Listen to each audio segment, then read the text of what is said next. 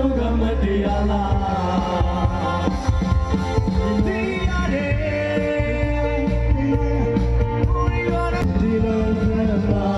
ဒီလိုလေးချပြီးပါအရင်လည်းမတူဘူးမောခတော့ကမတရားလားအားလည်းထိုးပြီးကုန်ဒီလိုဆက်ပါဒီလိုလေးချပြီးပါမောခတော့က